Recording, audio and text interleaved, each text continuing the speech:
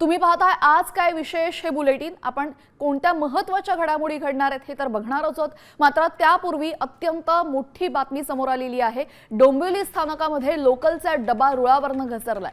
ही local कळवा car shed येथून निघून कल्याण इथं जात होती। गाडी रिकामी असल्याने सुदैवाने कोणताही अनुचित प्रकार घडला नाही। रेल्वेच्या मुख्य जनसंपर्क अधिकाऱ्यांनी या संदर्भात माहिती दिली।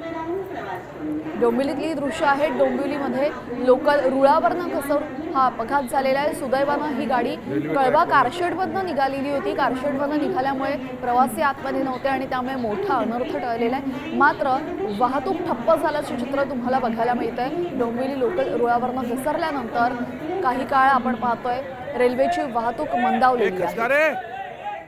आज आठवड्याचा पहिलाच दिवस आहे। सोमवार आहे।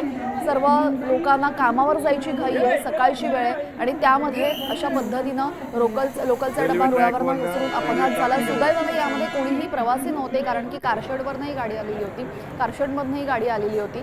त्यामुळे मोठा अनर्थ जरी टळलेला असला तरीही आपण पाहतोय यामुळे वाहतूक काहीशी विस्कळीत झालेली आहे। डोंबिवलीतली ही दृश्य तुम्ही पाहताय। एक नंबर प्लॅटफॉर्म गाडीचा आपल्यासोबत आमचे प्रतिनिधी संघर्ष गांगुर्डे जोडले गेलेले आहेत। संघर्ष, नेमकी आता काय परिस्थिती आहे? वाहतूक विस्कळीत झालेली आहे का? पूर्ववत होण्यास किती वेळ लागेल? एकंदरीत जी यार्डमधून जी रेल्वे आहे कल्याण निघाली होती, त्यामुळे कल्याण निघाली असताना तिथला एक डब्बा जो आहे चाक घसरलेला आहे। त्यामुळे स्लो लाईनीवरची जी वाहतूक आहे ती विस्कळीत झालेली आहे। रेल्वे प्रशासनाचे जे पथक आहे ते तिथं पोहोचलेलं आहे आणि ते लवकरात लवकर जी वाहतूक आहे ती पूर्ववत करण्याचा प्रयत्न करत आहे। जी, धन्यवाद आपण दिलेल्या सविस्तर माहितीबद्दल।